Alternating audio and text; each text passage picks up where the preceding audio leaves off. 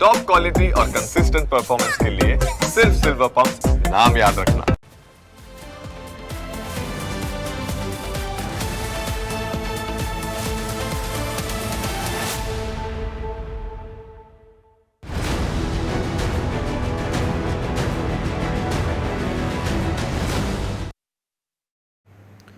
રાજકોટમાં મારામારીની ઘટનાઓ છેલ્લા કેટલાક સમયથી વધી રહી છે અને તેની અસર હવે હોસ્પિટલમાં પણ જોવા મળી રહી છે। રાજકોટ સિવિલ હોસ્પિટલમાં ખુદ ડોક્ટર્સ જ સુરક્ષિત નથી, ત્યાં દર્દીઓની તો વાત શું પૂછવી। રવિવારે રાત્રિનો સમય હતો, તે વખતે રાજકોટ સિવિલ હોસ્પિટલમાં ભારે મારામારી થઈ। હોસ્પિટલમાં ફરજ ઉપર હાજર ડોક્ટર અને દર્દીના સગા વચ્ચે મારામારી થઈ। ડોક્ટર ઉપર હુમલો કરવામાં આવતા તેમને સારવાર માટે ખસેડવામાં આવ્યા। મળતી માહિતી પ્રમાણે બ્લડ બેંકમાંથી લોહી લેવા માટેના ફોર્મને લઈ ડોક્ટર અને દર્દીના સંબંધની વચ્ચે બોલાચાલી થઈ।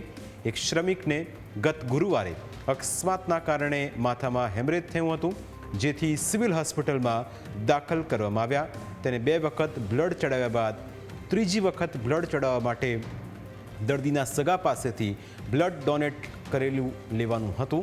આ પહેલાં સિવિલ હોસ્પિટલની પોલિસી મુજબ સિવિલના પટાવાળા બહેને ઇસ્યુ ચીટ આપવાની હોય છે। જોકે દર્દી સાથે આવેલા વ્યક્તિને ઇસ્યુ ચીટ પોતાને જોઈતી હતી, જેની ના પાડતા તે ઉશ્કેરાઈ ગયો અને સિવિલના ન્યુરોસર્જન વોર્ડમાં જઈને તબીબનું ગળું દબાવીને માર માર્યો। સમગ્ર ઘટના સીસીટીવીમાં કેદ થઈ, જેમાં જોઈ શકાય છે કે ડોક્ટર્સને કેટલી બેરહેમીપૂર્વક માર મારવામાં આવ્યો। ઘટના બાદ હોસ્પિટલમાં ડોક્ટર્સ અને મેડિકલ સ્ટાફની સુરક્ષા ઉપર ગંભીર સવાલ ઊભા થયા છે। ઘટનામાં અન્ય ડોક્ટર્સ રોષે ભરાયા। આ મામલે તેમણે વિરોધ દર્શાવીને રોષ વ્યક્ત કર્યો। મારા એક ડોક્ટર 3 દિવસથી એ ન્યુરોસર્જરીના પેશન્ટની સારવાર કરતા હતા। સારવારમાંથી એ બહાર આવી રહ્યા, સારું થઈ રહ્યા છે, છતાં કોઈ આવારા લોકોએ આવીને અમારા ડૉક્ટરને જે બેફામ માર માર્યો છે કે જેના સીસીટીવી ફૂટેજ જોઈએ તો આપણું ખૂન ખોલી જાય। એ પણ કોકનું બાળક છે, એ કોકના અહીંયા નોકરી કરવા માટે આવ્યો છે અને આવી રીતના જે માર્યું છે તો એક ભયનો માહોલ ફેલાયો છે। અમારે આવા વાતાવરણની અંદર કેમ કામ કરવું, એના માટે આક્રોશ વ્યક્ત કરવા માટે અમે સૌ અહીંયા એકઠા થયા છે। ઘટના શું બની હતી? શા માટે માર મારવામાં આવ્યો? માર મારવાના કોઈ રીઝન ન હોય, કાયદાનું શાસન છે, પ્રશ્ન હોય તો રજૂઆત કરો, પણ આવી રીતે કાયદો હાથમાં લઈ અને કોઈ પોતાનું પ્રભુત્વ બતાવવા માટે એ બિલકુલ અમે ચલાવી નહીં લઈએ। સરકારી હોસ્પિટલની અંદર છે તો કંઈ ગમે આવીને મારી જાય થોડું ચાલશે। મહત્વનું છે કે ડોક્ટર્સની સિક્યુરિટી માટે કરોડો રૂપિયા ખર્ચ કરવામાં આવતો હોવા છતાં રાજકોટ સિવિલ જેવી મોટી સરકારી હોસ્પિટલમાં પણ તબીબો સુરક્ષિત નથી। ડોક્ટર્સને ભગવાનનું સ્વરૂપ કહેવામાં આવે છે, કેમ કે તેઓ રાત દિવસ હોસ્પિટલમાં દર્દીઓના જીવ બચાવવા માટે ઝઝૂમતા હોય છે।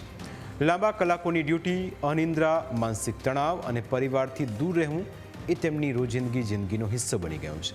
પરંતુ આજે આ જ ડોક્ટર્સ પોતાની સુરક્ષા માટે ચિંતિત છે।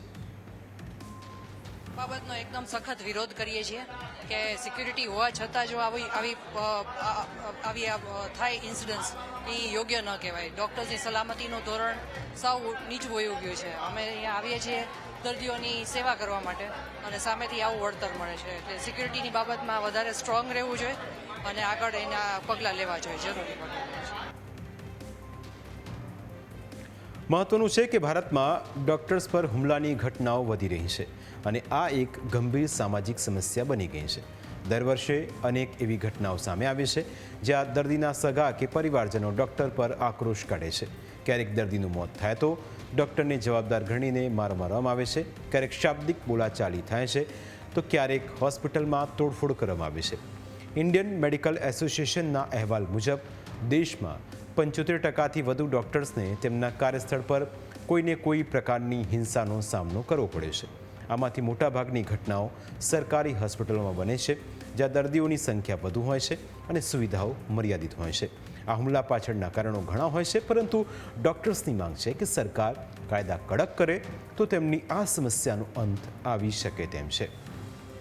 ડૉક્ટર્સ પર હુમલો એ માત્ર એક વ્યક્તિ પર હુમલો નથી, તે આખા સમાજની માનવતા પર હુમલો છે।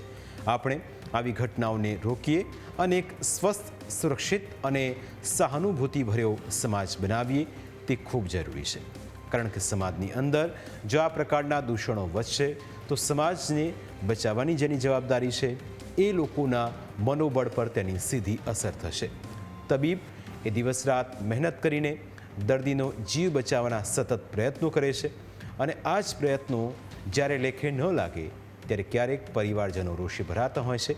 એક સામાજિક અને જવાબદારીનો ભાગ પણ તે છે અને લોકો જાગૃત બને તે પણ અહીં જરૂરી છે, કારણ કે સૌના સાથ સાથે જ એક સંકલ્પ સાથે જ આગળ કોઈ પણ સ્થિતિ હોય તેમાં આગળ વધી શકાય છે.